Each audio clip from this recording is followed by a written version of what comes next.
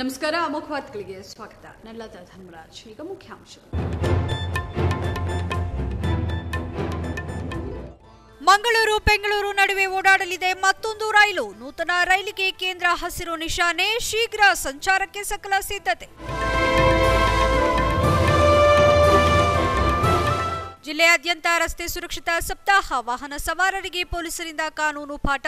ಸಪ್ತಾಹಕ್ಕೆ ಹಾಸನದಲ್ಲಿ ಎಎಸ್ಪಿ ನಂದಿನಿ, ಬೇಲೂರಿನಲ್ಲಿ ಶಾಸಕ ಲಿಂಗೇಶ್ ಚಾಲನೆ. ಮತ್ತು ಕಳೆದ 10 ವರ್ಷಗಳಲ್ಲಿ ಜಿಲ್ಲೆಯಲ್ಲಿ ಅಭಿವೃದ್ಧಿಯಾಗಿಲ್ಲವೆಂಬ ರೇವಣ್ಣನವರ ಹೇಳಿಕೆಗೆ ಅಸಮಾಧಾನ. ಮೈತ್ರಿ ಸರ್ಕಾರದಲ್ಲಿದ್ದು ಬೆಂಬಲ ನೀಡಿದ ಪಕ್ಷವನ್ನು ಹೀಯಾಳಿಸುವುದು ರೇವಣ್ಣನವರಿಗೆ ತರವಲ್ಲ. ಚನ್ನರಾಯಪಟ್ಟಣದಲ್ಲಿ ಕಾಂಗ್ರೆಸ್ ಒಗ್ಗಟ್ಟು ಪ್ರದರ್ಶನ. ವಾರ್ತೆಗಳ ವಿವರ.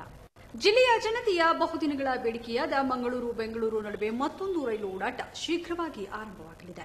ಇದು ಬೆಂಗಳೂರು ಮಂಗಳೂರು ನಡುವೆ ಹೊಸ ಎಕ್ಸ್ಪ್ರೆಸ್ ರೈಲ್ ಆಗಿದ್ದು, ಕೇಂದ್ರ ಇದಕ್ಕೆ ಹಸಿರು ನಿಶಾನೆ ನೀಡಿದೆ. ನೈಋತ್ಯ ರೈಲ್ವೆ ವಲಯ ಸಲ್ಲಿಸಿದ ಪ್ರಸ್ತಾವನೆಗೆ ಕೇಂದ್ರ ಇಲಾಖೆ ಒಪ್ಪಿಗೆ ನೀಡಿದ್ದು, ಇದೀಗ ಓಡಾಟ ಆರಂಭಿಸಲು ಕ್ಷಣಗಣನೆ ಆರಂಭವಾಗಿದೆ.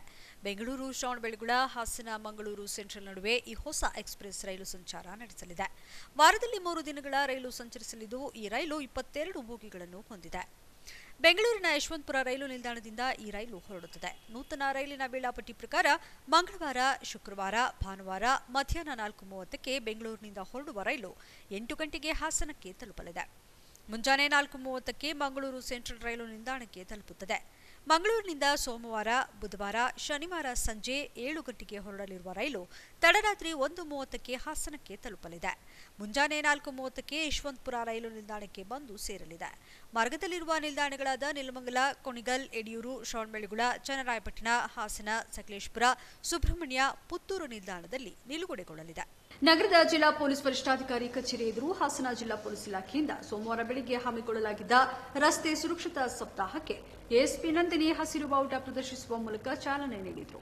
ರಸ್ತೆಯನ್ನು ದಾಟುವಾಗ 2 ದಿಕ್ಕಿನತ್ತ ದೃಷ್ಟಿ ಹರಿಸಿ ನಂತರ ವಾಹನ ಇಲ್ಲದಿರುವುದನ್ನು ಖಚಿತವಾದ ಮೇಲೆ ಮುಂದೆ ಹೋಗಬೇಕು.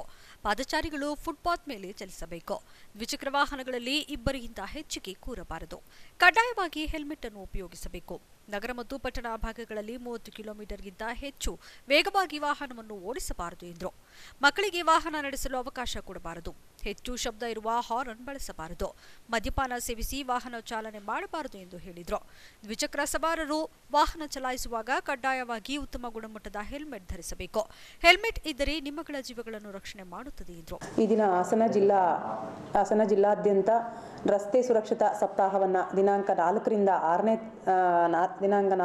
10ನೇ ತಾರೀಕುವರೆಗೆ ಫೆಬ್ರವರಿ ಹಾಸನ ಜಿಲ್ಲೆಯ ವ್ಯಾಪ್ತಿಯಡಿಯಲ್ಲಿ ಹಮ್ಮಿಕೊಂಡಿದ್ದು, ಈ ಒಂದು ವಿಚಾರವಾಗಿ ರಸ್ತೆ ಸುರಕ್ಷತಾ ಸಪ್ತಾಹ 2019 ರಸ್ತೆ ಸುರಕ್ಷತೆ ಜೀವನ ರಕ್ಷೆ ಎಂಬ ಒಂದು ಘೋಷವಾಕ್ಯದ ಅಡಿ ಎಲ್ಲ ನಮ್ಮ ವಾಹನ ಸವಾರರಿಗೆ ಮತ್ತು ಸಾರ್ವಜನಿಕರಿಗೆ ವಾಹನಗಳ ಒಂದು ಸಂಚಾರಿ ನಿಯಮ ಮತ್ತು ವಾಹನ ಚಾಲನೆ ಮಾಡುವಾಗ ವಹಿಸಬೇಕಾದಂಥ ಸುರಕ್ಷತಾ ಕ್ರಮಗಳ ಬಗ್ಗೆ ಅರಿವನ್ನು ಮೂಡಿಸುವಂಥ ಒಂದು ಕಾರ್ಯಕ್ರಮವನ್ನು ಹಮ್ಮಿಕೊಂಡಿದ್ದೀವಿ. ಈ ಅಂಗವಾಗಿ ಇವತ್ತು ಎಲ್ಲ ಸಾರ್ವಜನಿಕರಲ್ಲಿ, ಹಾಸನ ಸಿಟಿಯ ಎಲ್ಲ ಸಾರ್ವಜನಿಕರಲ್ಲಿ ಅರಿವನ್ನು ಮೂಡಿಸುವ ಉದ್ದೇಶದಿಂದ ಸಾಂಕೇತಿಕವಾಗಿ ಆಟೋ ರ್ಯಾಲಿಯನ್ನು ಹಮ್ಮಿಕೊಂಡಿದ್ದು, ಎಲ್ಲರಿಗೂ ಅರಿವು ಮೂಡಿಸುವ ಕಾರ್ಯಕ್ರಮವನ್ನು ನಮ್ಮ ಜಿಲ್ಲಾ ಪೊಲೀಸ್ ಎಲ್ಲ ಅಧಿಕಾರಿಗಳು ಮತ್ತು ಸಿಬ್ಬಂದಿಗಳು ಹಮ್ಮಿಕೊಂಡಿದ್ದಾರೆ. ರಸ್ತೆ ಸುರಕ್ಷತಾ ಸಪ್ತಾಹದ ಅಂಗವಾಗಿ ನಗರದಲ್ಲಿ ಜಾಗೃತಿ ಮೂಡಿಸುವ ಕರಪತ್ರ ವಿತರಿಸುವ ಮೂಲಕ ಮೆರವಣಿಗೆಯನ್ನು ನಡೆಸಲಾಯಿತು. ಈ ಸಂದರ್ಭದಲ್ಲಿ ಪೊಲೀಸ್ ಅಧಿಕಾರಿಗಳು ಹಾಗೂ ಆಟೋ ಮಾಲೀಕರು ಮತ್ತು ಚಾಲಕರು ಉಪಸ್ಥಿತರಿದ್ದರು. ಹೆಲ್ಮೆಟ್ ಧರಿಸಲು ಕಾನೂನು ಮಾಡಿರುವುದು ಎಂದು ಉದಾಸೀನ ತೋರಬೇಡಿ. ಜನರ ಜೀವ ಉಳಿಸಲು ಕಾನೂನು ಹೆಲ್ಮೆಟ್ ಕಡ್ಡಾಯವಾಗಿದೆ ಎಂದು ಶಾಸಕ ಕೆಎಸ್ ಲಿಂಗೇಶ್ ಹೇಳಿದರು. ಮೂಲಕ ಹೆಲ್ಮೆಟ್ ಧರಿಸಿ ಜೀವ ಉಳಿಸಿ ಅಭಿಯಾನಕ್ಕೆ ಚಾಲನೆ ನೀಡಿ ಮಾತನಾಡಿದ ಅವರು, ಒಂದು ಜೀವಕ್ಕೆ ಬೆಲೆ ಕಟ್ಟಲು ಸಾಧ್ಯವಿಲ್ಲ. ಹೆಲ್ಮೆಟ್ ಧರಿಸಿದರೆ ನನ್ನ ಮಗನೂ ಕೂಡ ಉಳಿಯುತ್ತಿದ್ದ. ಪ್ರತಿಯೊಬ್ಬರೂ ರಸ್ತೆ ಸುರಕ್ಷತೆಗಾಗಿ ಅಳವಡಿಸಿರುವ ನಿಯಮಗಳನ್ನು ಪಾಲಿಸುವಂತೆ ಕರೆ ನೀಡಿದರು. ಕಾನೂನು ಇದೆ ಅನ್ನೋದು ಆಗ್ಬಿಟ್ಟು ತಮ್ಮ ಪ್ರಾಣ ಹಾನಿ, ತಮ್ಮ ಜೀವ ಉಳಿಸೋದಕ್ಕೋಸ್ಕರ ಅರಿವು ಮೂಡಿಸೋದಕ್ಕೆ ಒಂದು ಕಾರ್ಯಕ್ರಮ ಮಾಡಬೇಕು. ನಾನು ಸಹ ಇದ್ದೇನೆ. ಅದರಿಂದ ಅವತ್ತು ಹೆಲ್ಮೆಟ್ ಧರಿಸಿದರೆ ಯಾವ ಕಾರಣಕ್ಕೂ ನನ್ನ ಮಗನಿಗೆ ಏನೂ ಆಗ್ತಿರ್ಲಿಲ್ಲ. ಅವನು ಎಲ್ಲಿ ಒಂದೇ ಬಾಡಿಲಿ ಒಂದು ಸ್ಕ್ರಾಚ್ ಸಹ ಆಗಿರಲಿಲ್ಲ. ಅಲ್ಲಿ ಮೆದುಳಿಗೆ ಸಪ್ಲೈ ಮಾಡ್ತಕ್ಕಂಥ ಒಂದು ನರ್ವ್ ಡ್ಯಾಮೇಜ್ ಆಗಿ, ಜೊತೆಗೆ ಇನ್ನೊಂದು ಸಾರ್ವಜನಿಕ ಬಂಧುಗಳು ಆಕ್ಸಿಡೆಂಟ್ ಆದ ಸಂದರ್ಭದಲ್ಲಿ ಕಾನೂನು ಏನು ಮಾಡೋಕ್ಕಿಲ್ಲ. ನಿಮ್ಮ ಆಕ್ಸಿಡೆಂಟ್ ಆದ ಸಂದರ್ಭದಲ್ಲಿ ನೀವು ಪೊಲೀಸರಿಗೆ ವೃತ್ತ ನಿರೀಕ್ಷಕ ಲೋಕೇಶ್ ಮಾತನಾಡಿ, ಹೆಲ್ಮೆಟ್ ಕಡ್ಡಾಯ ಮಾಡಿರುವುದು ಜನರ ಜೀವ ರಕ್ಷಣೆಗಾಗಿ. ಪ್ರತಿಯೊಬ್ಬರೂ ತಪ್ಪದೆ ದ್ವಿಚಕ್ರ ವಾಹನಗಳಲ್ಲಿ ತೆರಳುವಾಗ ಹೆಲ್ಮೆಟ್ ಧರಿಸಬೇಕು. ಸುಪ್ರೀಂ ಕೋರ್ಟ್ ಆದೇಶದಂತೆ ದ್ವಿಚಕ್ರ ವಾಹನ ಸವಾರರು ಕಡ್ಡಾಯವಾಗಿ ಹೆಲ್ಮೆಟ್ ಧರಿಸಬೇಕು ಎಂಬ ನಿಯಮವಿದ್ದರೂ ಅನೇಕರು ಸರಿಯಾಗಿ ಪಾಲನೆ ಮಾಡುತ್ತಿಲ್ಲ. ಇತ್ತೀಚಿನ ದಿನಗಳಲ್ಲಿ ಹೆಚ್ಚಾಗಿ ದ್ವಿಚಕ್ರ ವಾಹನಗಳಿಂದ ಅಪಘಾತಗಳು ಸಂಭವಿಸುತ್ತಿದ್ದು, ಇದನ್ನು ಅರಿತು ಮಾನ್ಯ ಎಸ್ಪಿ ಸಾಹೇಬರ ಆದೇಶದಂತೆ ಪಟ್ಟಣದಲ್ಲಿ ಹೆಲ್ಮೆಟ್ ಕಡ್ಡಾಯ ಮಾಡಿದ್ದು, ಹೆಲ್ಮೆಟ್ ಧರಿಸದೆ ಚಾಲನೆ ಮಾಡುವ ವಾಹನಗಳನ್ನು ವಶಪಡಿಸಿಕೊಳ್ಳಲಾಗುವುದು ಹಾಗೂ ದ್ವಿಚಕ್ರ ವಾಹನದಲ್ಲಿ ಅತಿ ವೇಗವಾಗಿ ಚಾಲನೆ ಮಾಡುವುದು ಮತ್ತು ಒಂದೇ ಬೈಕ್ನಲ್ಲಿ 3-4 ಜನರನ್ನು ಕೂರಿಸಿಕೊಂಡು ಹೋದರೆ ಅವರ ವಾಹನವನ್ನು ಜಪ್ತಿ ಮಾಡಲಾಗುವುದು ಎಂದರು. ಅದರಲ್ಲಿ ಟೂ ವೀಲರ್ಸ್ ದ್ವಿಚಕ್ರ ವಾಹನದ ಸವಾರರು ಹೆಚ್ಚಾಗಿ ಸಾವನ್ನಪ್ಪೀಡಾಗ್ತಾ ಇದ್ದಾರೆ. ಹೆಚ್ಚಾಗಿ ಸಾಯ್ತಿರೋರ ಪೈಕಿ ಹೆಲ್ಮೆಟ್ ಧರಿಸದಲ್ಲೇ ಇರೋದೇ ಕಾರಣ ಆಗಿದೆ. ಹೀಗಾಗಿ ಬೆಂಗಳೂರು, ಮೈಸೂರು ಅಂತ ಮಹಾನಗರಗಳಲ್ಲಿ ಹೆಲ್ಮೆಟ್ ಎಲ್ಲ ಧರಿಸ್ತಾ ಇದ್ದಾರೆ. ತಾಲೂಕು ಪ್ರದೇಶದಲ್ಲಿ ಇಲ್ಲ. ಇದನ್ನು ಕಡ್ಡಾಯ ಮಾಡಬೇಕು ಅಂತೇಳಿ ನಮಗೆ ಮೇಲಧಿಕಾರಿಗಳಿಂದ ಸೂಚನೆ ಬಂದ ಹಿನ್ನೆಲೆಯಲ್ಲಿ ಈಗಾಗಲೇ ನಾವು ಗಮನಿಸ್ತಾ ಇದ್ದೀವಿ. 99% ಯಾರು ಹೆಲ್ಮೆಟ್ ಹಾಕ್ತಾ ಇಲ್ಲ. ಒಂದು ಅಭಿಯಾನ ಸ್ಟಾರ್ಟ್ ಮಾಡಬೇಕು, ಜನರಲ್ಲಿ ಅರಿವು. ಈ ಸಂದರ್ಭದಲ್ಲಿ ಜೆಡಿಎಸ್ ತಾಲೂಕು ಅಧ್ಯಕ್ಷ ತುಚಾನಂತ ಸುಬ್ರಾಯ, ತಹಶೀಲ್ದಾರ್ ಮೇಘನಾಜಿ, ತಾಲೂಕು ಪಂಚಾಯಿತಿ ಅಧ್ಯಕ್ಷ ರಂಗೇಗೌಡ, ಪುರಸಭೆ ಅಧ್ಯಕ್ಷೆ ಭಾರತಿ, ಪಿಎಸ್ಐ ಜಗದೀಶ್, ಎಎಸ್ಐ ಪರಮೇಶ್ ಸೇರಿದಂತೆ ಇನ್ನಿತರರು ಹಾಜರಿದ್ದರು. ಕಳೆದ 10 ವರ್ಷಗಳಲ್ಲಿ ಜಿಲ್ಲೆಯಲ್ಲಿ ಅಭಿವೃದ್ಧಿ ಆಗಿಲ್ಲವೆಂಬ ರೇವಣ್ಣನವರ ಹೇಳಿಕೆಗೆ ಚನ್ನರಾಯಪಟ್ಟಣದಲ್ಲಿ ಸ್ಥಳೀಯ ಜನಪ್ರತಿನಿಧಿಗಳು ಒಟ್ಟುಗೂಡಿ ಕಳೆದ 5 ವರ್ಷದಲ್ಲಿ ಜಿಲ್ಲೆಯಲ್ಲಾಗಿರುವ ಅಭಿವೃದ್ಧಿಗಳನ್ನು ತಿಳಿಸುವ ಮೂಲಕ ಮೈತ್ರಿ ಸರ್ಕಾರದಲ್ಲಿದ್ದು ಬೆಂಬಲ ನೀಡಿದ ಪಕ್ಷವನ್ನು ಹೀಯಾಳಿಸುವುದು ರೇವಣ್ಣನವರಿಗೆ ತರವಲ್ಲ ಎಂದರು. ತಾಲೂಕು ಪಂಚಾಯಿತಿ ಅಧ್ಯಕ್ಷೆ ರಂಜಿತಾ ನಿಂಗೇಗೌಡರ ಸಮ್ಮುಖದಲ್ಲಿ ಕಾಂಗ್ರೆಸ್ನ ತಾಲೂಕು ಪಂಚಾಯಿತಿ ಸದಸ್ಯರು, ಜಿಲ್ಲಾ ಪಂಚಾಯಿತಿ ಸದಸ್ಯರು, ಪುರಸಭಾ ಸದಸ್ಯರು ಸೇರಿ ತಾಲೂಕಿನ ಸ್ಥಳೀಯ ಸಂಸ್ಥೆಗಳ ಜನಪ್ರತಿನಿಧಿಗಳಿಂದು ಪ್ರವಾಸಿ ಮಂದಿರದಲ್ಲಿ ಸಭೆ ಸೇರಿ ಜಿಲ್ಲೆಯಲ್ಲಿ ಜೆಡಿಎಸ್ ಪಕ್ಷದವರು ಮೈತ್ರಿ ಧರ್ಮ ಪಾಲನೆ ಮಾಡದ ವಿರುದ್ಧ ಹಾಗೂ ಜಿಲ್ಲಾ ಉಸ್ತುವಾರಿ ಸಚಿವ ರೇವಣ್ಣನವರು ಕಾಂಗ್ರೆಸ್ ಪಕ್ಷದ ಅಧಿಕಾರಾವಧಿಯಲ್ಲಿ ಜಿಲ್ಲೆ ಅಭಿವೃದ್ಧಿಯಾಗಿಲ್ಲ ಎಂಬ ಹೇಳಿಕೆ ನೀಡುವುದರ ಜೊತೆಗೆ ಜಿಲ್ಲೆಯ ಏಕೈಕ ಕಾಂಗ್ರೆಸ್ ಶಾಸಕ ಗೋಪಾಲಸ್ವಾಮಿ ಅವರನ್ನು ಜಿಲ್ಲೆಯ ಅಭಿವೃದ್ಧಿ ಯೋಜನೆಗಳ ಅನುಷ್ಠಾನದಲ್ಲಿ ನಿರ್ಲಕ್ಷ್ಯ ಮಾಡುತ್ತಿರುವುದು ಸರಿಯಲ್ಲ ಎಂದು ದೂರಿದರು. ಹಿಂದಿನ ದಿನಗಳಲ್ಲಿ ಯಾವುದೇ ಅಭಿವೃದ್ಧಿ ಕಾರ್ಯಗಳಾಗಿಲ್ಲ, ಅದ್ರಲ್ಲಿ ನಮ್ಮ ಜಿಲ್ಲೆಯಲ್ಲಿ ಯಾವುದೇ ಅಭಿವೃದ್ಧಿ ಕಾರ್ಯಗಳಾಗಿಲ್ಲ ಅಂತ ಅವರು ನಮ್ಮ ಅಪಪ್ರಚಾರ ಮಾಡ್ತಿದ್ದಾರೆ. ಜನರಿಗೆ ತಪ್ಪು ಸಂದೇಶವನ್ನ ಕೊಡ್ತಾ ಇದ್ದಾರೆ. ಅದರಿಂದ ನಾವೆಲ್ಲ ಈ ದಿನ ನಮ್ಮ ಸರ್ಕಾರ ಮಾಡಿರುವಂತ ಸಾಧನೆಗಳನ್ನ ತಿಳಿಸೋದಕ್ಕೋಸ್ಕರ, ಜನರಿಗೆ ತಿಳಿಸೋದಕ್ಕೋಸ್ಕರ ನಾವೆಲ್ಲ ಈ ದಿನ ಸೇರ್ಕೊಂಡಿದೀವಿ. ಇಲ್ಲಿ ಸಿದ್ದರಾಮಯ್ಯ ಅವರ ಸರ್ಕಾರ ಇದ್ದಿದ್ದ ದಿನಗಳಲ್ಲಿ ಹಲವಾರು ಅಭಿವೃದ್ಧಿ ಕಾಮಗಾರಿಗಳನ್ನ ನಮ್ಮ ಜಿಲ್ಲೆಗೆ ನೀಡಿದ್ದಾರೆ. ಅದರಲ್ಲಿ ಮುಖ್ಯವಾಗಿ ನೀರಿನ ಯೋಜನೆಗಾಗಿ 500 ಕೋಟಿಯನ್ನ ನಮ್ಮ ಜಿಲ್ಲೆಗೆ ಕೊಟ್ಟಿದ್ದಾರೆ. ಈ ಕಾಚಿನಹಳ್ಳಿ ಏತ ನೀರಾವರಿ ಆಗಿರ್ಬೋದು, ಮತ್ತೆ ನಮ್ಮ ತಾಲೂಕಿನಲ್ಲೇ ಹಿರಿಸೇವೆ ಜುಟ್ನಳ್ಳಿ ಏತ ನೀರಾವರಿ ಕಾಮಗಾರಿ ಆಗಿರ್ಬೋದು, ತೋಟಿ ದೊಡ್ಡೇರಿ ಏತ ನೀರಾವರಿ ಕಾಮಗಾರಿ ಆಗಿರ್ಬೋದು, ಮತ್ತೆ ಕಲ್ಲೆಸೋಮನಹಳ್ಳಿ ಏತ ನೀರಾವರಿ ಯೋಜನೆಗಳು ಇದು ಕ್ಯಾಬಿನೆಟ್ ಅಲ್ಲಿ ಅನುಮೋದನೆಯನ್ನು ಪಡ್ಕೊಂಡಿದೆ. ಇದು ಎಲ್ಲಿ ಮೆಂಬರ್ಗಳಿರ್ತಾರೆ, ಏನು ಕಾರ್ಯಕರ್ತರು ಇರ್ತಾರೆ, ಅವ್ರು ಯಾಕೂ ಕೆಲಸ ಆಗದಿದ್ರು ಸಹ ಮೈತ್ರಿ ಧರ್ಮದ ವಿಚಾರವಾಗಿ ಕಾಂಗ್ರೆಸ್ ಕಾರ್ಯಕರ್ತರಿರ್ಬೋದು, ಮೆಂಬರ್ಗಳಿರ್ಬೋದು ಸ್ವಲ್ಪ ಸಾವಧಾನವಾಗಿ ಕಾದು ನೋಡ್ತಿದ್ದಾರೆ. ಎಲ್ಲರನ್ನೂ ಮೈತ್ರಿ ಧರ್ಮಕ್ಕೋಸ್ಕರ ಅನುಸರಣೆ ಮಾಡ್ಕೊಂಡು ಹೋಗ್ತಿದ್ದಾರೆ. ಈಗ ಉದಾಹರಣೆ ಕೇಳಬೇಕು ಅಂತಂದರೆ ನಮ್ಮ ಚಂದ್ರಾಯಪಟ್ಟಣದಲ್ಲಿ ಇರ್ಬೋದು, ಹಾಸನ ಎಲ್ಲೋದ್ರೂ ಗ್ರ್ಯಾಂಟನ್ನು ಅನುದಾನ ಕೊಡ್ತಕ್ಕಂಥ ವಿಚಾರದಲ್ಲಿ ಸಾಕಷ್ಟು ತಾರತಮ್ಯ ಇದೆ. ಮೊನ್ನೆ ಬಾಕಣ್ಣ ಸಾಹೇಬರು ಏನು ಈಗೆಲ್ಲ 12 ಕೋಟಿನ ನೆನೆ ಏನೋ ಪೂಜೆ ಮಾಡಿದ್ದಾರೆ ಕಾಮಗಾರಿನ. ಅದರಲ್ಲಿ ತಾವು ನೋಡಬೇಕು ಯಾವ್ಯಾವ ಒಡೆಗೆ ಎಷ್ಟೆಷ್ಟು ಕೊಟ್ಟಿದ್ದಾರೆ ಅನುದಾನ ಅಂತ ಹೇಳ್ಬಿಟ್ಟು ವೈಯಕ್ತಿಕ ಉದ್ದೇಶವಾಗಿ ಕೊಟ್ಟಿಲ್ಲ. ಇದು ಕೂಡ ಇಷ್ಟೆಲ್ಲ ಕಷ್ಟ ಇದ್ರೂ ಕೂಡ ಕಾಂಗ್ರೆಸ್ ಕಾರ್ಯಕರ್ತರು ಎಲ್ಲೋ ಒಂದು ಕಡೆ ಸಹಿಸ್ಕೊಂಡು ಪಾರ್ಟಿ ಉದ್ದೇಶದಿಂದ ತಡ್ಕೊಂಡಿದ್ದಾರೆ. ಆದರೂ ಕೂಡ ಇವರೆಲ್ಲ ಈ ಥರ ಮಾತಾಡೋದು ತರವಲ್ಲ ಅಂತೇಳಿ ನಮ್ಮ ಕಾರ್ಯಕರ್ತರೆಲ್ಲ ಗೊಂದಲಕ್ಕೀಡಾಗಿ ಇವತ್ತೊಂದು ಸಭೆ ಸೇರಿ ಮುಂದಿನ ನಾವು ಯಾವ ಥರ ಹೆಜ್ಜೆ ಇಡಬೇಕು, ನಾವು ಹೈಕಮಾಂಡ್ಗೆ ಯಾವ ರೀತಿ ಮನವರಿಕೆ ಮಾಡಬೇಕು ಅಂತಕ್ಕಂಥದ್ದು ಒಂದು ಚರ್ಚೆ ಮಾಡೋದಕ್ಕೋಸ್ಕರ ಇವತ್ತೊಂದು ಮೀಟಿಂಗ್ ಸೇರಿದ್ದೀವಿ ಸರ್. ಈ ಸಂದರ್ಭ ತಾಲೂಕು ಪಂಚಾಯಿತಿ ಅಧ್ಯಕ್ಷೆ ರಂಜಿತಾ ನಿಂಗೇಗೌಡ, ಪುರಸಭಾ ಸದಸ್ಯ ಪ್ರಕಾಶ್, ಜಿಲ್ಲಾ ಪಂಚಾಯಿತಿ ಸದಸ್ಯ ಮಹದೇವಮ್ಮ, ಪಿಎಲ್ಡಿ ಬ್ಯಾಂಕ್ ಅಧ್ಯಕ್ಷ ರಾಘವೇಂದ್ರ, ತಾಲೂಕು ಪಂಚಾಯಿತಿ ಸದಸ್ಯರಾದ ಶ್ಯಾಮಲಾ, ಮಂಜುನಾಥ್, ಯುವ ಕಾಂಗ್ರೆಸ್ ಉಪಾಧ್ಯಕ್ಷ ಕಾರ್ತಿಕ್, ಪುರಸಭಾ ಸದಸ್ಯ ಆದರ್ಶ್, ಸುಜಾತ ಸೇರಿ ಮುಖಂಡರಾದ ಗಿರೀಶ್, ಪಟೇಲ್, ಬೋರೇಗೌಡ ಸೇರಿ ಇತರರು ಹಾಜರಿದ್ದರು. ಇತ್ತೀಚೆಗೆ ನಿಧನರಾದ ಮಂಡ್ಯ ಜಿಲ್ಲಾ ಪತ್ರಕರ್ತರ ಸಂಘದ ಮಾಜಿ ಅಧ್ಯಕ್ಷರು ಆಗಿದ್ದ ಹಿರಿಯ ವರದಿಗಾರರಾದ ಕೆ ಪ್ರಹ್ಲಾದ್ ರಾವ್ ಮತ್ತು ಪತ್ರಿಕಾ ವಲಯದಲ್ಲಿ ಪುಟ ವಿನ್ಯಾಸಕರಾಗಿ ಕಾರ್ಯನಿರ್ವಹಿಸುತ್ತಿದ್ದ ನಾಗರಾಜ್ ಸುತಾರ್ ಅವರ ನಿಧನಕ್ಕೆ ಇಂದು ಪತ್ರಕರ್ತರ ಸಂಘದಲ್ಲಿ ಸಂತಾಪ ಸೂಚಿಸಲಾಯಿತು. ಜಿಲ್ಲಾಧ್ಯಕ್ಷ ಬಿಆರ್ ಉದಯಕುಮಾರ್ ಅವರ ಅಧ್ಯಕ್ಷತೆಯಲ್ಲಿ ಇಂದು ಜರುಗಿದ ಶ್ರದ್ಧಾಂಜಲಿ ಸಭೆಯಲ್ಲಿ ಮಾತನಾಡಿದ ಹಿರಿಯ ಪತ್ರಕರ್ತರು ಅಗಲಿದ ಇಬ್ಬರ ಕುರಿತು ಕಂಬನಿ ಮಿಡಿದರು. ಪತ್ರಿಕಾ ಕ್ಷೇತ್ರ ಸೇರಿದಂತೆ ಸಾಹಿತ್ಯ, ಕಲೆ, ನಾಟಕ ಹೀಗೆ ಎಲ್ಲ ಕ್ಷೇತ್ರಗಳಲ್ಲೂ ಚಾಪು ಮೂಡಿಸಿದ್ದ ಪ್ರಹ್ಲಾದ್ ರಾವ್ ಅವರ ಸಾರ್ಥಕ ಬದುಕಿನ ಬಗ್ಗೆ ಇದೇ ವೇಳೆ ಸ್ಮರಿಸಿಕೊಂಡರು. ಹಾಗೂ ಅಕಾಲಿಕ ಮರಣ ಹೊಂದಿದ ನಾಗರಾಜು ಅವರ ಕುಟುಂಬಕ್ಕೆ ಸಂಘ ಹಾಗೂ ಸದಸ್ಯರು ಸೇರಿ 50,000 ನೆರವು ನೀಡುವ ಬಗ್ಗೆ ನಿರ್ಧರಿಸಲಾಯಿತು.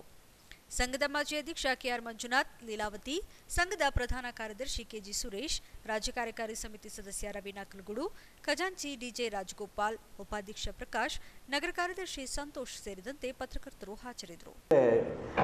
ವಿಧಿ ಆಟ ಏನು ಅದ್ರ ಮುಂದೆ ಯಾರೂ ಇಲ್ಲ. ಯಾರು ಕೂಡ ಆತನಿಗೆ ಆ ಥರ ಜಾಂಡೀಸ್ ಆಗಿ ಸತ್ತೋಗ್ತಾನೆ. ಯಾಕಂದ್ರೆ ಒಂದು 10 ದಿವಸದಿಂದ ನಾನು ಜನ್ಮಿತ್ರದಲ್ಲೇ ಕೂತ್ಕೊಂಡು ನಾಗರಾಜಣ್ಣ ಅಂತ ಕೈ ಕೊಟ್ಟೆ, ಸರ್ ಅಂತ ಹೇಳ್ಕೊಂಡು ಇದು ಮಾಡೋದು ನೆನಪು ಮರೆಯೋಕ್ಕಾಗಲ್ಲ ಸಂಸ್ಕೃತ ಮುಂದೆ. ಆಮೇಲೆ ಈಗ ಎಲ್ಲ ನಮ್ಮ ಪದಾಧಿಕಾರಿಗಳು ಮಾಜಿ ಅಧ್ಯಕ್ಷರು ಎಲ್ಲ ಹೇಳಿದಾಗೆ ಇದೆಲ್ಲ ಬರೀ ಸಿಂಬಾಲಿಕ್. ನಾವು ಕೊಡೋ ಹಣ ಏನೇನು ಅಲ್ಲ, ಸಾವನ್ನ ಮತ್ತೆ ಅವರ ಬರೋದಿಲ್ಲ. ಏನು ಆ ಕುಟುಂಬ ಹಣ ತೊಗೊಂಡು ಏನು ಕೋಟ್ಯಾಧೀಶರಾಗಿ ಮನೆ ಕಟ್ಟೋಕ್ಕಾಗಲ್ಲ.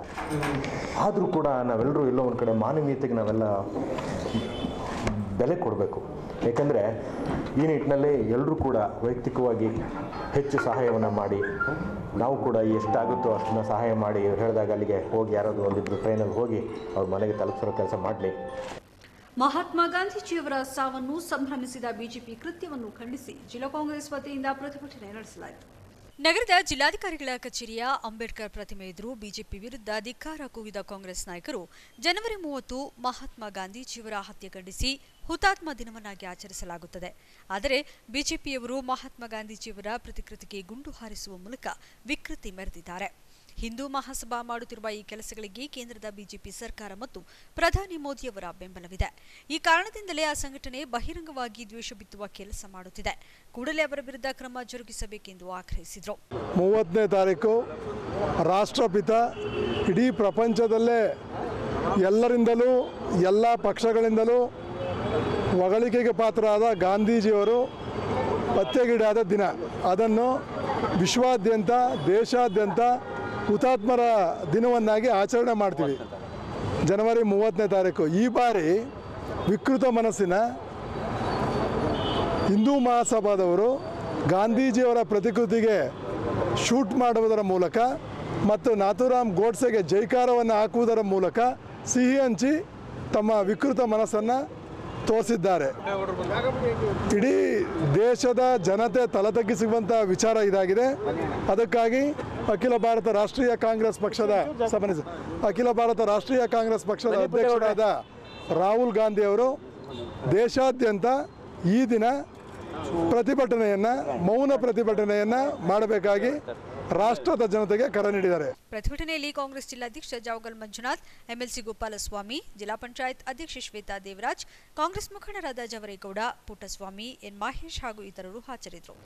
ಕಲಾರಂಗಕ್ಕೆ ದೊಡ್ಡಣ್ಣ ಅಪರ್ಣ, ಬಾಲಕೃಷ್ಣ, ಕ್ರೀಡಾಲೋಕಕ್ಕೆ ಜಾವಗಲ್ ಶ್ರೀನಾಥ್, ಹೀಗೆ ರಾಜಕೀಯ, ಚಲನಚಿತ್ರ, ಉನ್ನತ ಹುದ್ದೆಯ ಅಧಿಕಾರಿಗಳನ್ನು ರಾಜ್ಯ ಮತ್ತು ರಾಷ್ಟ್ರ ಮಟ್ಟಕ್ಕೆ ಕೊಡುಗೆ ನೀಡಿರುವ ಅರಸಿಕೆರೆಗೆ ಇದೀಗ ಇನ್ನೊಂದು ಗರಿ ಸೇರ್ಪಡೆಗೊಂಡಿದೆ. ತಂದೆಯಿಂದ ಬಳುವಳಿಯಾಗಿ ಬಂದ ಕಲೆಯಾದ ನಾದಸ್ವರ ವಾದನವನ್ನು ರಕ್ತಗತ ಮಾಡಿಕೊಂಡು ತಂದೆಯ ಹೆಸರನ್ನು ಉಳಿಸುವ ಯತ್ನದಲ್ಲಿ ಯಶಸ್ವಿಯಾದ ಅರಸೀಕೆರೆ ನಾರಾಯಣಪ್ಪರವರಿಗೆ ಈಗ ಡಾಕ್ಟರೇಟ್ ಪದವಿ ಲಭಿಸಿದ್ದು ಅವರ ಕುಟುಂಬಕ್ಕೆ ಅಷ್ಟೇ ಅಲ್ಲದೆ ಅರಸೀಕೆರೆಯ ಸಮಸ್ತ ಜನತೆಗೆ ಹರ್ಷ ತಂದಿದೆ. ವೃತ್ತಿಯಿಂದ ಕ್ಷೌರಿಕ ಕುಟುಂಬದಿಂದ ಬಂದರೂ ತಂದೆ ಎರೆದ ಕಲೆಯನ್ನು ಚಿಕ್ಕಂದಿನಿಂದಲೇ ಮೈಗೂಡಿಸಿಕೊಂಡ ಇವರ ಕುಟುಂಬ ಒಟ್ಟಾರೆ 23 ಜನ ಕಲಾವಿದರನ್ನು ಹೊಂದಿದೆ. ರಾಜ್ಯದ ವಿವಿಧೆಡೆ ಅಲ್ಲದೆ ರಾಷ್ಟ್ರ ಹಾಗೂ ಅಂತಾರಾಷ್ಟ್ರೀಯ ಮಟ್ಟದಲ್ಲಿ ಕೂಡ ಕಾರ್ಯಕ್ರಮಗಳನ್ನು ನೀಡುವ ಮೂಲಕ ಹೆಸರು ಮಾಡಿದ್ದಾರೆ. ನಮ್ಮ ಕುಟುಂಬ ಕಲಾವಿದರ ಕುಟುಂಬ 50 ದಶಕಗಳಿಂದ ನಾವು ಈ ಸೇವೆ ಮಾಡಿಕೊಂಡೇ ಬರ್ತಾ ಇದ್ದೀವಿ. ಹೊರ ರಾಜ್ಯಗಳಲ್ಲಿ ಅಂತಾರಾಷ್ಟ್ರೀಯದಲ್ಲಿ ಕಲೆ ಪ್ರದರ್ಶನ ಕೊಟ್ಟಿದ್ದೇವೆ. ನಮ್ಮ ತಂದೆಯವರ ಕಾಲದಿಂದಲೂ ನಾವು ಇದೇ ಸೇವೆಯಲ್ಲಿ ಬಂದಿದ್ದೇವೆ. ತಾತ್ಕಾಲಿಕವಾಗಿ ಹೊಂಡ ಮುಚ್ಚುವ ಬದಲು ಶಾಶ್ವತ ರಸ್ತೆ ನಿರ್ಮಿಸುವಂತೆ ಆಗ್ರಹಿಸಿ ಸಕಲೇಶಪುರದಲ್ಲಿ ಲೋಕೋಪಯೋಗಿ ಕಚೇರಿ ಎದುರು ಪ್ರತಿಭಟನೆ ನಡೆಸಲಾಯಿತು. ಹೊಂಡ ಮುಚ್ಚುವ ಕಾಮಗಾರಿಯನ್ನು ತಡೆದ ಅರೆಕೆರೆ, ಜಾನೆಕೆರೆ, ಸತಿಕಲ್ ಸೇರಿದಂತೆ ಇನ್ನಿತರ ಗ್ರಾಮಗಳ ಗ್ರಾಮಸ್ಥರು ಜನ್ನಾಪುರ ವನಗೂರು 127ರ ರಾಜ್ಯ ಹೆದ್ದಾರಿಯ 66 ಕಿಲೋಮೀಟರ್ ಪೈಕಿ ಜನ್ನಾಪುರ ಆನೆಮಹಲ್ವರೆಗಿನ 30 ಕಿಲೋಮೀಟರ್ ಹಾಗೂ ಬ್ಯಾಕ್ರವಳ್ಳಿಯಿಂದ ವನಗೂರು ನಡುವಿನ 24 ಕಿಲೋಮೀಟರ್ ರಸ್ತೆಯನ್ನು ಕಳೆದ 3 ವರ್ಷಗಳ ಹಿಂದೆ ಅಭಿವೃದ್ಧಿಪಡಿಸಲಾಗಿದೆ. ಆದರೆ ಆನೆಮಹಲ್ ಬ್ಯಾಕ್ರವಳ್ಳಿ ನಡುವಿನ 12 ಕಿಲೋಮೀಟರ್ ರಸ್ತೆ ಅಭಿವೃದ್ಧಿಗೆ ಬಿಡುಗಡೆಯಾಗಿದ್ದ ಅನುದಾನವನ್ನು ಉದ್ದೇಶಪೂರ್ವಕವಾಗಿ ಬೇರೆಡೆ ವರ್ಗಾಯಿಸಿದ್ದಾರೆ. ಪ್ರತಿ ವರ್ಷ ರಸ್ತೆಯಲ್ಲಿ ಮಳೆಗಾಲದಲ್ಲಿ ಹೊಂಡಗಳು ನಿರ್ಮಾಣವಾಗುತ್ತಿದ್ದು ಹೊಂಡ ಮುಚ್ಚುವ ಕಾಮಗಾರಿಯನ್ನು ಮಾತ್ರ ಕಳೆದ 3 ವರ್ಷಗಳಿಂದ ನಡೆಸಲಾಗುತ್ತಿದೆ. ಆದ್ದರಿಂದ ಮಳೆಗಾಲ ಆರಂಭವಾಗುವ ಮುನ್ನ ಆನೆಮಹಲ್ ಬ್ಯಾಕ್ರವಳ್ಳಿ ನಡುವಿನ 12 ಕಿಲೋಮೀಟರ್ ರಸ್ತೆಯನ್ನು ಶಾಶ್ವತವಾಗಿ ಅಭಿವೃದ್ಧಿಪಡಿಸಬೇಕು ಹಾಗೂ ಗುಂಡಿ ಮುಚ್ಚುವ ಕಾಮಗಾರಿಯನ್ನು ಮಾಡಲು ಬಿಡುವುದಿಲ್ಲ. ಈ ಹಿನ್ನೆಲೆಯಲ್ಲಿ ಸಾಂಕೇತಿಕವಾಗಿ ಪಕ್ಷಾತೀತವಾಗಿ ಪ್ರತಿಭಟನೆ ಮಾಡಲಾಗುತ್ತಿದೆ ಎಂದರು. ಈಗ ನಮ್ಗೆ ಏನಾಗಿದೆ ಅಂದ್ರೆ ನಮ್ದು ಬ್ಯಾಕ್ರವಳ್ಳಿ ರಸ್ತೆ ಯಾವುದು ಆನೆಕೆರೆ ಜಾನಕೆರೆ ರಸ್ತೆ ಸಾಧಾರಣ ಸುಮಾರು 23ರಿಂದ 25 ವರ್ಷದವರೆಗೂ ಇದಾಗಿದೆ. ಏನು ಅದಕ್ಕೇನು ಡಾಂಬರೀಕರಣನೇ ಆಗಿಲ್ಲ. ಏನೋ ಬಂದು ಕೇಳಿದಾಗ ಏನಾದರೂ ಒಂದು ಪ್ಯಾಚ್ ಹಾಕ್ಬಿಟ್ಟು ಇದು ಮಾಡಿಕೊಟ್ಟು ಕಳಿಸಿದಾಗ ಹಾಕ್ತಾರೆ ಬಿಟ್ಟರೆ ನಮಗೆ ಬೇರೆ ಥರದ್ದು ಏನು ಉಪಯೋಗ ಮಾಡಿಲ್ಲ. ನಮ್ಗೆ ಏನು ಯಾಕೆ ಸ್ಟ್ರೈಕ್ ಮಾಡ್ತಾ ಇದ್ವಿ ಅಂದರೆ ಅದನ್ನು ನವೀಕರಣ ಹೊಸ ರಸ್ತೆ ಮಾಡಿಕೊಡ್ಲಿ, ನಮಗೆ ಆ ಪ್ಯಾಚ್ ಹಾಕೋದು ನಿಲ್ಲಿಸ್ಬಿಡ್ಲಿ ಆಯಿತಾ. ನಮ್ಮ MLA ಅವರು 3 ಬಾರಿ ಗೆದ್ದಿದ್ದಾರೆ. 3 ಬಾರಿ ಗೆದ್ದರು ಅದೇ ಏನು ಯಾವ್ದಾರು ಕೇಳಕ್ಕೆ ಹೋದಾಗ ಏನಾದರೂ ಯಾವ್ದಾರು ಬಂದಾಗ ಎಲೆಕ್ಷನ್ ಹತ್ರ ಬಂದಾಗ ನಮಗೇನು ಮಾಡ್ತಾರೆ ಅದನ್ನು ಪ್ಯಾಚ್ ಹಾಕ್ಬಿಟ್ಟು ಹಾಗೆ ಒಂದು ಇದು ಮಾಡಿ ಕಳಿಸ್ತಾ ಇದ್ದಾರೆ ಅಷ್ಟೇ. ನಮಗೆ ಆ ಥರದ ಬೇಡ. ಸರ್ಕಾರದಿಂದ ಈಗ ಸ್ಯಾಂಕ್ಷನ್ ಆಗಿರೋದು ಏನಿದೆ ನಮ್ಮ ರಸ್ತೆಗೆ ಏನಿದೆ ಅದನ್ನು ಮಾಡಿಕೊಡ್ಲಿ ಸಾಕು. ಹೊಸ ರಸ್ತೆನೇ ಮಾಡಿಕೊಡ್ಲಿ ನಮಗೆ ಈಗ ಪ್ಯಾಚ್ ಹಾಕೋದು ಕಣ್ಣು ಒರೆಸೋದು ಇವೆಲ್ಲ ಬೇಡ ನಮಗೆ. ನಾವು ಯಾಕೆ ಸ್ಟ್ರೈಕ್ ಮಾಡ್ತಾ ಇದ್ದೀವಿ ಬರಲಿ ಅಧಿಕಾರಿಗಳು, PWD ಅಧಿಕಾರಿನೂ ಬರಲಿ, MLAನೂ ಬರಲಿ, ಅದಕ್ಕೋಸ್ಕರ ನಾವು ಸ್ಟ್ರೈಕ್ ಮಾಡ್ತಾ ಇದ್ದೀವಿ. ಮತ್ತು ನಮ್ದು ಅಲ್ಲಿ ಹೋಗ್ಬೇಕಾದ್ರೆ ನಮಗೆ ಆಟೋದವ್ರದ್ದು ಪ್ರಾಬ್ಲಮ್ ಇದೆ, ಹಾಗಾಗಿ ಅವ್ರು ಬರಲ್ಲ. ಮತ್ತು ಆನೆ ಗಲಾಟೆ ಬೇರೆ ಇದೆ ಅಲ್ಲಿ. ಆ ಆನೆದೆಲ್ಲ ಹಿಂಸೆ ಆಗ್ತಾ ಇದೆ ನಮಗೆ. ಈ ಆನೆ ಕಾರಿಡಾರು ಆಗಲಿಲ್ಲ ನಮಗೆ. ಟೋಟಲಿ ನಮ್ಗೆ ರಸ್ತೆನಾರು ಒಂದು ರೆಡಿ ಮಾಡಿಕೊಡ್ಲಿ ಅಷ್ಟೇ ಸಹ. ಅದನ್ನು ನಾವು ಕೇಳ್ಕೊಳ್ತಾ ಇದ್ದೀವಿ ಅಷ್ಟೇ. 15 ಗ್ರಾಮಗಳಿಗೆ ಪ್ರತಿಭಟನೆಯ ನೇತೃತ್ವವನ್ನು ನರೇಶ್, ಗಿರೀಶ್ ಇನ್ನಿತರರು ವಹಿಸಿದರು. ಅರಕಲಗೂಡು ತಾಲೂಕಿನ ಮಲ್ಲಿಪಟ್ಟಣ ಹೋಬಳಿಯ ವಿವಿಧ ಗ್ರಾಮಗಳ ಭಕ್ತರು ಸಿದ್ದಗಂಗಾ ಮಠದ ದಾಸೋಹಕ್ಕಾಗಿ 40 ಟನ್ ದಿನಸಿ ಪದಾರ್ಥಗಳನ್ನು ಸಂಗ್ರಹಿಸಿ 3 ಲಾರಿಗಳ ಮೂಲಕ ಕಳುಹಿಸಿದರು. ಪಟ್ಟಣದ ದೊಡ್ಡಮ್ಮ ದೇವಸ್ಥಾನ ಬಳಿ ಭಾನುವಾರ ಲಾರಿಗಳಿಗೆ ಬೀಳ್ಕೊಟ್ಟು ಚಿಲುಮೆ ಮಠದ ಶ್ರೀ ಜಯದೇವ ಸ್ವಾಮೀಜಿ, ಕೆಸವತ್ತೂರು ಮಠದ ಶ್ರೀ ಬಸವರಾಜೇಂದ್ರ ಸ್ವಾಮೀಜಿ ಮಾತನಾಡಿ, ಸಿದ್ದಗಂಗಾ ಮಠದಲ್ಲಿ ದಾಸೋಹ ಕಾರ್ಯಕ್ಕೆ ಅನುಕೂಲವಾಗುವ ಉದ್ದೇಶದಿಂದ ಮಲ್ಲಿಪಟ್ಟಣ ಹೋಬಳಿಯ ಹಲವಾರು ಹಳ್ಳಿಗಳಲ್ಲಿ ಭಕ್ತರು ಸ್ವಯಂ ಪ್ರೇರಿತರಾಗಿ ಅಕ್ಕಿ, ಭತ್ತ, ತರಕಾರಿ ಮತ್ತಿತರ ದಿನಸಿ ಪದಾರ್ಥಗಳನ್ನು ಸಂಗ್ರಹಿಸಿರುವುದು ಸತ್ಕಾರ್ಯವಾಗಿದೆ ಎಂದರು. ಸುಮಾರು 3 ಲಾರಿ ದವಸ ಧಾನ್ಯಗಳನ್ನು ಸಂಗ್ರಹ ಮಾಡಿದ್ದಾರೆ. ಎಲ್ಲರ ಒಂದು ಸಹಾಯದಿಂದ ಇವತ್ತು ಭಾನುವಾರ ಇದೆ, ಭಾನುವಾರ ಹೋಗಿ ಅವರಿಗೆ ತಲುಪಿಸಿ ಆಶೀರ್ವಾದ ಪಡ್ಕೊಂಬರೋಣ ಅಂತ ಹೇಳಿ ಕೆಲವರಿಗೆ ಪುಣ್ಯ ಸ್ಮರಣೆಗೋಸ್ಕರ ಸಂಗ್ರಹ ಮಾಡಿದಂಥ ದವಸ ಧಾನ್ಯಗಳನ್ನು ಇವತ್ತು ಸಿದ್ಧಗಂಗಾ ಮಠಕ್ಕೆ ನಡೆದಾಡುವ ದೇವರಾಗಿದ್ದಂತಹ ಸಿದ್ಧಗಂಗಾ ದೇವರ ಒಂದು ಆಶೀರ್ವಾದ ಪಡ್ಕೊಂಡು ದರ್ಶನ ಪಡ್ಕೊಂಡು ಮಲ್ಪಟ್ನ ಹೋಬಳಿ ಅಂಕನಹಳ್ಳಿ, ಆ ಕಡೆ ಒಂದು ಗ್ರಾಮ, ಹಲವಾರು ಗ್ರಾಮಗಳು ಸೇರಿ ದವಸ ಧಾನ್ಯಗಳನ್ನು ಸುಮಾರು 3 ಲಾರಿ ತುಂಬಿಸಿದ್ದಾರೆ. ಜಿಲ್ಲಾ ಕನ್ನಡ ಸಾಹಿತ್ಯ ಪರಿಷತ್ ಹಾಗೂ YSR ಫೌಂಡೇಶನ್ ಇವರ ಸಂಯುಕ್ತಾಶ್ರಯದಲ್ಲಿ ಫೆಬ್ರವರಿ 5ರ ಮಂಗಳವಾರ ಸಂಜೆ ಕನ್ನಡ ಸಾಹಿತ್ಯ ಪರಿಷತ್ ಭವನದಲ್ಲಿ ಸಿದ್ದಗಂಗಾ ಶ್ರೀಗಳ ಸ್ಮರಣಾರ್ಥವಾಗಿ ನುಡಿ ನಮನ ಕಾರ್ಯಕ್ರಮ ಹಮ್ಮಿಕೊಳ್ಳಲಾಗಿದೆ ಎಂದು ಕನ್ನಡ ಸಾಹಿತ್ಯ ಪರಿಷತ್ ಜಿಲ್ಲಾಧ್ಯಕ್ಷ ನಾಯಕರಹಳ್ಳಿ ಮಂಜೇಗೌಡ ತಿಳಿಸಿದ್ದಾರೆ. ಪತ್ರಿಕಾಗೋಷ್ಠಿಯಲ್ಲಿಂದು ಮಾತನಾಡಿದ ಅವರು, ಕಾರ್ಯಕ್ರಮದಲ್ಲಿ ಸಿದ್ದಗಂಗಾ ಶ್ರೀಗಳ ಕುರಿತು ಕವಿ, ಕಾವ್ಯ, ಗಾಯನ, ಕವಿಗೋಷ್ಠಿ, ಚಿತ್ರ ಸ್ಪರ್ಧೆಗಳನ್ನು ಆಯೋಜಿಸಲಾಗಿದೆ. ಕಾರ್ಯಕ್ರಮದ ದಿವ್ಯ ಸಾನ್ನಿಧ್ಯವನ್ನು ಪುಷ್ಪಗಿರಿ ಮಠದ ಶ್ರೀ ಸೋಮಶೇಖರ ಸ್ವಾಮೀಜಿ ವಹಿಸಲಿದ್ದಾರೆ. ಕಾರ್ಯಕ್ರಮದ ಉದ್ಘಾಟನೆಯನ್ನು ಉಪವಿಭಾಗಾಧಿಕಾರಿ ಡಾ HL ನಾಗರಾಜ್ ನೆರವೇರಿಸಲಿದ್ದು, ಕನ್ನಡ ಸಾಹಿತ್ಯ ಪರಿಷತ್ ಅಧ್ಯಕ್ಷ ನಾಯಕರಹಳ್ಳಿ ಮಂಜೇಗೌಡ ಅಧ್ಯಕ್ಷತೆ ವಹಿಸಲಿದ್ದು, YS ರಮೇಶ್ ಆಶಯ ನುಡಿಗಳನ್ನಾಡುವರು. ಶ್ರೀಮಠದ ಬಗ್ಗೆ ಡಾ YS ವೀರಭದ್ರಪ್ಪ ಮಾತನಾಡಲಿದ್ದಾರೆ ಎಂದರು. ಕಾರ್ಯಕ್ರಮಕ್ಕೆ ವಿವಿಧ ಗಣ್ಯರು ಭಾಗವಹಿಸಲಿದ್ದು, ರಾತ್ರಿ 8 ಗಂಟೆಗೆ ಪ್ರಸಾದ ವಿನಿಯೋಗ ಮಾಡಲಾಗುವುದು ಎಂದರು. ಶ್ರೇಷ್ಠ ಕರ್ನಾಟಕ ರತ್ನ ಪದ್ಮಭೂಷಣ ಡಾಕ್ಟರ್ ಶ್ರೀ ಶಿವಕುಮಾರ ಮಹಾಸ್ವಾಮೀಜಿಯವರ ಒಂದು ನುಡಿ ನಮನ ಕಾರ್ಯಕ್ರಮವನ್ನು ಇಡೀ ಜಿಲ್ಲೆಯ ಎಲ್ಲ ತಾಲೂಕಿನ ಸಾಹಿತ್ಯ ಪರಿಷತ್ತು ಮತ್ತು ಜಿಲ್ಲಾ ಪರಿಷತ್ತಿನ ಮೂಲಕ ಒಂದು ಜಿಲ್ಲಾ ಮಟ್ಟದ ಕವಿಗೋಷ್ಠಿ ಮತ್ತು ಅವರ ಒಂದು ಗುಣಗಾನವನ್ನು ಅವರ ಮಾಡಿದಂಥ ಸೇವೆಯನ್ನು ಸ್ಮರಿಸಿಕೊಳ್ಳುವಂಥ ಒಂದು ಕೆಲಸವನ್ನು ಸಾಹಿತ್ಯ ಪರಿಷತ್ತಿನ ಮೂಲಕ ಮಾಡಬೇಕು ಅನ್ನೋ ನಿಟ್ಟಿನಲ್ಲಿ ಈ ಒಂದು ಕಾರ್ಯವನ್ನು ಮಾಡುವಂಥ ಸಂದರ್ಭದಲ್ಲಿ ಪತ್ರಿಕಾಗೋಷ್ಠಿಯಲ್ಲಿ ಕನ್ನಡ ಸಾಹಿತ್ಯ ಪರಿಷತ್ ಗೌರವಾಧ್ಯಕ್ಷ ರವಿ ರಾಕಲ್ಗೂಡು, ಸಮಾಜ ಸೇವಕ RG ಗಿರೀಶ್, ರಮೇಶ್, ಡಾ YS ವೀರಭದ್ರಪ್ಪ ಇನ್ನಿತರರು ಹಾಜರಿದ್ದರು. ಚೆಸ್ ಪಂದ್ಯಾವಳಿಯು ಮಕ್ಕಳ ಜ್ಞಾಪಕ ಶಕ್ತಿಯನ್ನು ಹೆಚ್ಚಿಸುತ್ತದೆ ಎಂದು ರಾಜ್ಯ ಕಾರ್ಯನಿರತ ಪತ್ರಕರ್ತರ ಸಂಘದ ಅಧ್ಯಕ್ಷ ಶಿವಾನಂದ ತಗಡೂರು ಸ್ಪರ್ಧಾಳುಗಳಿಗೆ ಸಲಹೆ ನೀಡಿದರು.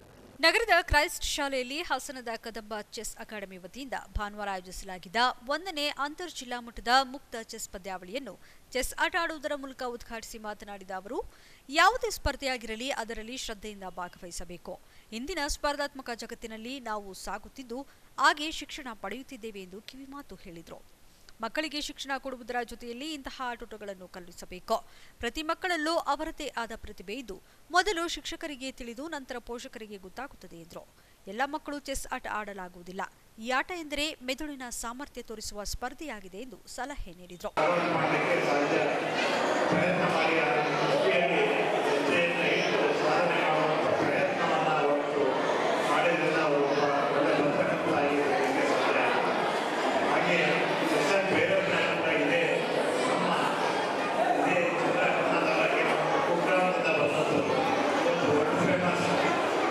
ಒಂದನೇ ಅಂತರ್ ಜಿಲ್ಲಾ ಮಟ್ಟದ ಮುಕ್ತ ಚೆಸ್ ಪಂದ್ಯಾವಳಿಯಲ್ಲಿ ಹಾಸನ ಜಿಲ್ಲೆಯ ವಿವಿಧ ಭಾಗಗಳಿಂದ ಮಕ್ಕಳು ಉತ್ಸಾಹದಿಂದ ಭಾಗವಹಿಸಿದ್ರು. ಈ ಸಂದರ್ಭದಲ್ಲಿ ಕ್ರೈಸ್ಟ್ ಶಾಲೆಯ ಮುಖ್ಯಸ್ಥ father Thomas, Chikkamagaluru chess association ಕಾರ್ಯದರ್ಶಿ ಗಿರೀಶ್, ಹಾಸನ ಚೆಸ್ ಅಸೋಸಿಯೇಷನ್ಸ್ ರಶ್ಮಿ ಕಿರಣ್, ಜಂಟಿ ಕಾರ್ಯದರ್ಶಿ ಮತ್ತು ವಕೀಲರಾದ ಮಂಜುನಾಥ್ ಪ್ರಸಾದ್, ಹಾಸನದ ಕದಂಬ ಚೆಸ್ ಅಕಾಡೆಮಿಯ ಕಾರ್ಯದರ್ಶಿ ತ್ಯಾಗರಾಜು, ಉಪನ್ಯಾಸಕ ಎಚ್.ಎಸ್. ಹೇಮಂತ್ ಕುಮಾರ್, ಪ್ರತಾಪ್ ಇತರರು ವಹಿಸಿದ್ರು. ಈಗ ಸಂಕ್ಷಿಪ್ತ ಸುದ್ದಿಗಳು. ಬೇಲೂರು ತಾಲೂಕು ಅರೇಹಳ್ಳಿಯ ಅಂಬೇಡ್ಕರ್ ವೃತ್ತದ ಬಳಿ ಇರುವ ಶ್ರೀ ವಿನಾಯಕ ಭವನದಲ್ಲಿಂದು ನಡೆದಾಡುವ ದೇವರಿಂದೇ ಪ್ರಖ್ಯಾತಿ ಪಡೆದಿದ್ದ ತ್ರಿವಿಧ ದಾಸೋಹಿ ಪರಮಪೂಜ್ಯ ಡಾಕ್ಟರ್ ಶ್ರೀ ಶಿವಕುಮಾರ ಸ್ವಾಮೀಜಿಯವರು ಶಿವೈಕ್ಯರಾದ ಪ್ರಯುಕ್ತ ಅವರ ಪುಣ್ಯ ಸ್ಮರಣೆಯ ಅಂಗವಾಗಿ ಹೋಬಳಿಯ ಲಯನ್ಸ್ ಕ್ಲಬ್ ಹಾಗೂ ಪ್ರಗತಿಪರ ಸಂಘ ಸಂಸ್ಥೆ, ಜೀವರಕ್ಷಕ ನಿಧಿ ಹಾಸನ ಇವರ ಸಹಯೋಗದಲ್ಲಿ ಸ್ವಯಂ ಪ್ರೇರಿತ ಬೃಹತ್ ರಕ್ತದಾನ ಶಿಬಿರವನ್ನು ಆಯೋಜಿಸಲಾಗಿತ್ತು. ಈ ಸಂದರ್ಭದಲ್ಲಿ ಲಯನ್ಸ್ ಕ್ಲಬ್ನ ಅಧ್ಯಕ್ಷರಾದ ಫಿಲಿಕ್ಸ್ ಡಿ ಆಲ್ಮೆಡಾ, ದಲಿತ ಸಂಘರ್ಷ ಸಮಿತಿಯ ಜಿಲ್ಲಾ ಸಂಚಾಲಕರಾದ ನಿಂಗರಾಜು, ಜಿಲ್ಲಾ ಪಂಚಾಯಿತಿ ಮಾಜಿ ಸದಸ್ಯರಾದ ಅಮಿತ್ ಶೆಟ್ಟಿಹಳ್ಳಿ ಸುರೇಶ್, ಅಡ್ಗೂರಿನ Chetan Guruji, lion Somanath, lion Prakash, lion Sankalpa, lion Mahesh Shetty ಇತರರು ಹಾಜರಿದ್ದರು. ರಕ್ತದಾನ ಶಿಬಿರದಲ್ಲಿ ಸುಮಾರು 65 ಮಂದಿ ಸ್ವಯಂ ಪ್ರೇರಿತವಾಗಿ ರಕ್ತದಾನ ಮಾಡಿದರು. ಕೊನೆಯಲ್ಲಿ ಮತ್ತೊಮ್ಮೆ ಮುಖ್ಯಾಂಶಗಳು.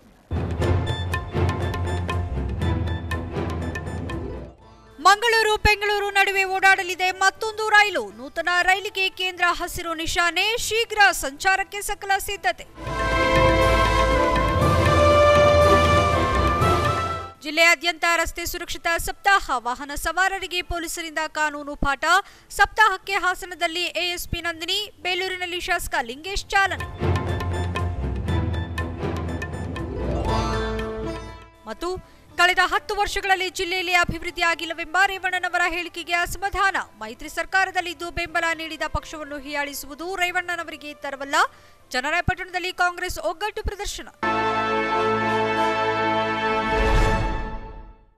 ಮುಂದಿನ ವಾರದ ಸಂಚಿಕೆಯೊಂದಿಗೆ ಮತ್ತೆ ಭೇಟಿಯಾಗೋಣ. ವಂದನೆಗಳು.